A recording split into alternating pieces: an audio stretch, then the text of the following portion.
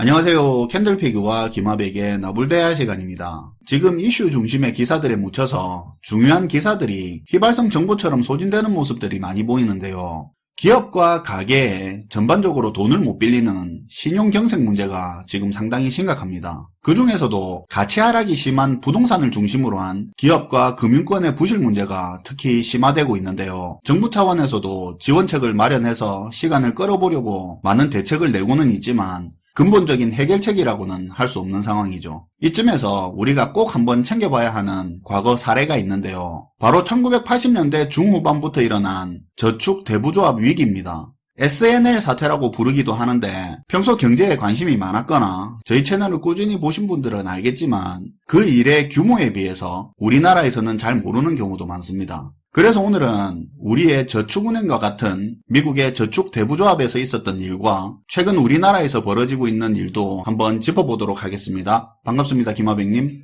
네, 안녕하세요. 오늘은 앞에서 캔들피그님이 말씀하신 1980년대에 미국 금융시장을 흔들었던 저축 대부조합 사태와 현재 우리 상황에 대해서 얘기해 볼 텐데요. 사실 우리는 모르는 사람이 많아서 그렇지 미국 내에서는 2008년 글로벌 금융위기만큼이나 굉장히 유명한 사건입니다. 오늘 이 내용을 소개하는 이유는 당시에 터진 이 저축 대부조합 사태가 어찌 보면 지금하고 많이 유사한 측면이 있기 때문인데요. 그래서 비교해서 들어보시면 좋을 것 같습니다. 일단 줄여서 SNL이라고 부르는 저축 대부조합은 우리 저축은행 개념하고 비슷하죠. 네, 둘 다 엄밀히 말해서 은행은 아니고요. 우리가 저축은행이라고 뒤에 은행이라는 말이 붙어서 헷갈리는 경우가 있는데 은행은 은행법에 의해서 운영되는 거고 이들은 비은행 금융권이라고 보는 게 맞습니다. 우리 같은 경우에 예전에는 상호신용금고라고 불렀었죠. 아무튼 미국의 이 저축 대부조합 같은 경우는 미국 전역에 걸쳐 곳곳의 지역에 기반해서 일반 서민들한테 문턱 낮은 금융 서비스를 제공해주는 금융사였는데요. 주로 소액의 단기 저금리로 저축을 받아서 장기 고금리인 주택 관련 대출을 해주고 예대 마진을 넣는 그런 금융기관이었습니다. 1960년대 이후로 미국에서는 대도시 주변 지역을 중심으로 주택개발 붐이 일면서 부동산 호시절을 맞게 되는데요. 이 과정에서 대출 수요가 늘면서 저축 대부조합에서 판 주택 관련 대출 상품들이 큰 인기를 끌게 됐습니다. 근데 이때 문제가 있었죠. 전 세계 경제가 1970년대에 1, 2차로 두 번의 오일 쇼크를 맞은 겁니다. 간단히 말해 경제는 침체인데 물가만 오르는 스태그플레이션에 빠지는 그런 상황을 맞게 된 거죠. 당시 한때 미국의 물가 상승률이 15%까지 오를 정도로 물가 상승이 엄청 심각한 문제였습니다. 이렇게 오일 쇼크 때문에 물가가 오르고 경기는 침체되니까 미국 정부에서 한 행동이 있는데요. 각종 금융 규제도 풀어주고 예금 금리를 제한하는 규제도 폐지하게 된 거죠. 예금 금리에도 상한선 규제가 있었습니까? 네. 예금금리가 너무 높으면 은행 건전성에 문제가 될 수도 있으니까 그때는 예금금리를 제한하는 그런 상한선 규제가 있었어요. 예금주 입장에서만 보면 왜 그런 규제를 하냐 생각할 수도 있는데 또 크게 보면 규제의 필요성도 있기는 있네요. 그쵸. 예적금 자금 유치를 하려면 다른 금융사보다도 조금이라도 더 높은 이자를 줘야 하는데 이 경쟁이 필요 이상으로 과도해지다 보면 금융권 전체의 부담과 건전성을 저하시키는 쪽으로 그렇게 갈 수도 있기 때문에 예금 이자의 규제가 있었던 거예요. 사실 이건 보기에 따라 다르게 보일 수도 있는 부분입니다. 아무튼 전반적인 금융 규제를 완화시켰는데요. 그리고 지급 준비율이라고 해서 은행이 의무적으로 보유하고 있어야 되는 그런 돈이 있는데 그 액수도 줄여줘서 그 돈을 대출에 더 활용할 수 있게 됐고 이게 금융권의 대출 활동을 더 활발하게 할 수 있도록 판을 깔아준 겁니다. 여기에 더해 은행이 대출을 더 해주려면 예금도 더 받아야 되니까 예금 유치에 유리할 수 있도록 예금금리 상한선도 앞에서 말한 것처럼 없앤 거고요. 근데 이렇게 하니까 저축 대부조합이 급격하게 활성화된 건 맞는데 대신에 과열 경쟁이 생기면서 오히려 수익 구조는 악화되는 양상을 보이게 됐습니다. 왜냐하면 기본적으로 금융사가 대출을 늘리려면 예금도 같이 늘려줘야 되잖아요. 저축 대부조합이. 네네. 그래서 예금금리 상한선 규제가 폐지되고 나니까 서로 예금자 유치를 위해서 더 높은 금리를 주겠다고 과열 경쟁을 하게 된 거죠. 그러다 보니 주택 관련 대출은 장기로 빌려준 고정금리인데 저축 대부조합끼리 예금 유치 경쟁으로 예금금리만 계속 올리니까 결국 역마진으로 손해가 발생하는 상황까지 이르게 된 겁니다. 그리고 당시에 미 연준이 높은 인플레이션 문제를 잡으려고 고금리 정책을 시행하게 되는데요.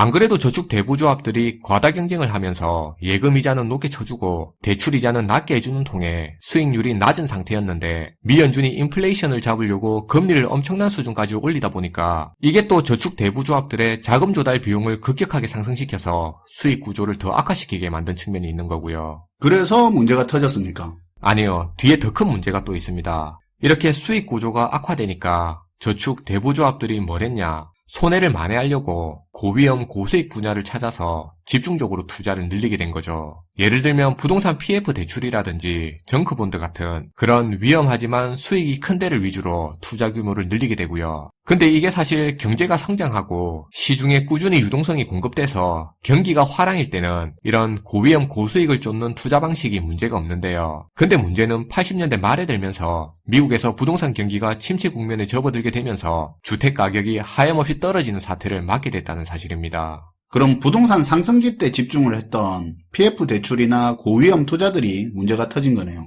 그쵸. 결국 수익률을 개선한답시고 고위험 부동산에다가 공격적으로 투자와 대출을 늘렸던 전국 각지에 있던 엄청난 수의 저축 대부조합들이 지급 불능 상태에 빠지는 대규모 부실 사태를 맞게 됐습니다. 그때 1000개가 넘는 금융사들이 무너졌었죠.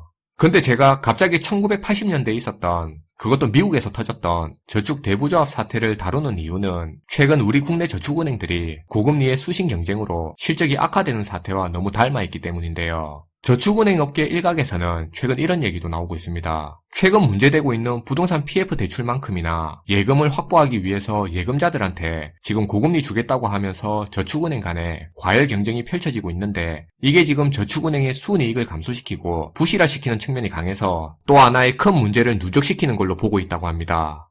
이게 사실 저축은행 입장에서는 어쩔 수 없는 부분이 있는 게 저축은행들은 사실 은행이 아니기 때문에 시중은행들처럼 은행채를 발행해서 자금을 조달하는 게 아니고요. 시중금융권에서 높은 이자를 주고 돈을 빌려온다든지 아니면 대부분의 경우는 예금자들의 예적금을 통해서 자금을 조달하게 됩니다. 그러다 보니 저축은행 간에 서로 예금자들한테 더 높은 이자를 주겠다고 하면서 수신 경쟁이 과열되게 되는 거죠. 사실 몇 개월 전에 시중은행들 예금 이자가 저축은행들 이자를 넘어서면서 저축은행 예금들이 막 빠져나간다는 그런 기사를 봤던 것 같은데 지금은 또 저축은행들이 공격적으로 예금 이자를 홍보하고 있더라고요. 네, 지금 전부 자금 확보한다고 난립니다. 근데 이게 문제는 최근 예금금리가 빠르게 오르면서 비용이 급증하는 구조로 바뀐 거고요. 그리고 저축은행 같은 경우는 1금융권하고는 다르게 고정금리 대출이 많아서 대출금리는 오르기 어려운데 예적금 금리만 인상되는 쪽으로 그렇게 흘러가고 있다는 거죠. 이게 지금 국내 저축은행들의 건전성을 급속하게 떨어뜨리고 있는 거고요. 그리고 지난 시간에도 이야기했지만 금리 인상으로 자금 조달 비용은 갈수록 커지는데 대출금리는 제한이 있으니까 수익성을 더 높이지는 못하고요. 그런 문제가 있죠. 사실 지금 저축은행에 부실 문제가 발생할 경우에 이런 부분도 염두에 볼 필요가 있는데요. 먼저 첫 번째는 예전 같은 경우는 만약에 중소형 저축은행의 부실이 터져서 무너지면 규모가 큰 대형 저축은행이 작은 중소형 저축은행을 인수하고 합병하는 방식으로 사태를 수습해서 문제를 해결하는 경우가 되게 많았습니다. 그렇죠. 그렇게 해서 큰 저축은행도 있죠. 네. 우리 예전 IMF 사태 때도 이렇게 은행들 인수합병하면서 이름 바꾸고 하는 거 많이 봤어요. 근데 지금 같은 경우에는 환경 자체가 완전히 바뀌었다는 겁니다. 금융 환경 자체가 온라인화되고 디지털화되면서 대형 저축은행들이 이젠 더 이상 중소형 저축은행들이 무너진다고 해서 이들이 가진 오프라인 자산을 인수하는 걸 선호하지 않게 됐다는 겁니다. 수익 구조 자체가 안 맞다는 거죠. 그건 들었습니다. 저축은행 같은 게 원래 지역 기반으로 해서 시중은행들의 영업 범위 밖에 그런 고객들을 상대로 영업을 많이 했죠. 예전만 해도 상호신용금고 같은 거 보면 마을 체육대회나 시장에 행사 있고 하면 이런 금융사들이 적극적으로 지원하고 커뮤니티 기반으로 단단하게 영업해왔는데 지금은 대부분이 온라인으로 영업하고 있고 특정 지역 장악력이 떨어지다 보니까 사실 그 부실까지 떠안아가면서 인수를 할 메리트가 없죠. 그쵸. 그러니까 지금 같은 상황에선 중소형 저축은행이 무너지게 되면 다른 은행들이 자기들도 지금 몸집을 줄여나가는 마당인데 누구 하나 인수해줄 곳이 없다는 겁니다. 그리고 두 번째 문제는 이겁니다. 이런 이유들이 있어서 지금 우리들도 예금자 보호대는 5천만 원 이하로 예금을 하고 있죠. 이게 저축은행에 예금한 예금자들한테 안정감을 주는 건 맞는데 근데 사실 거래하는 사람 입장에서는 이렇게 지금 저축은행 상태 안 좋다 어디는 위험하다더라 하면서 이런 얘기 돌면 은연중에 찝찝한 마음이 드는 건 사실입니다. 그렇긴 하더라고요. 예금자 보호 된다고 내가 바로 돈 달라고 했을 때 전액 바로 돌려주는 것도 아니고 예금할 때 약정한 이자율을 똑같이 확실히 보장받을 수 있는 것도 아니고 혹시나 갑자기 많은 저축은행들이 동시에 무너지면 그때도 괜찮은 건지 찝찝해하는 분들도 있잖아요.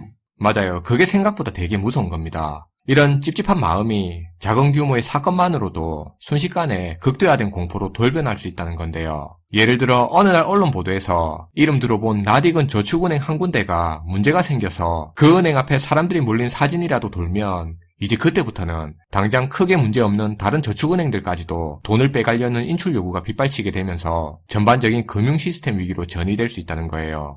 그게 진짜 무서운 거죠. 공포가 제어가 안 될 정도로 순식간에 퍼져버리잖아요. 맞아요. 그래서 지금같이 저축은행들의 부실 위험이 지속적으로 지적되는 상황에서는 오히려 이런 행동이 필요해 보입니다. 일부 언론 보도를 보면 불안감 확산을 막으려고 예금자 보호를 얘기하면서 무작정 괜찮다 하는 그런 경우가 많은데 사실 이것보다는 사전에 정부 차원에서 저축은행들마다의 상황을 좀 더 적극적으로 알려줘야 된다고 보는데요. 안전한 은행이 어딘지, 어디가 위험하고 어디가 부실한지를 오히려 구분해서 알려주고 부실한 데는 먼저 선제적으로 정리하는 게 더 바람직할 거라는 생각입니다. 이런 문제 특징이 항상 반복되는 패턴인데 쉬쉬하다가 터지고 나면 이제 그때 가서 어디는 괜찮다, 걱정하지 말라고 안심시키더라도 이런 거 전혀 안 먹히고요. 오히려 공포감만 과도하게 더 확산돼서 멀쩡한 다른 금융사들까지도 위기가 전이되게 됩니다. 물론 어디는 안전하고 어디가 부실하다고 하면서 구분하고 알리는 과정에서 일시적으로 충격이 커질 수는 있겠지만 어쨌든 이렇게 선제적으로 대응할 경우엔 오히려 저축은행과 같은 이금융권에 대한 전체적인 불신을 통제 가능한 범위에서 정부가 컨트롤할 수 있는 환경을 만들어 둘 수 있게 됩니다. 그렇죠. 오히려 탁 터놓고 여기는 문제고 부실한 부분은 선제적으로 정리할 거다 하면서 통제 가능할 때 제한적으로 터뜨리는 게 과도하게 금융권 불신으로 번지지 않는 방법이죠. 물론 정책 당국이 이런 결정을 하기 위해서는 어느 정도의 출혈과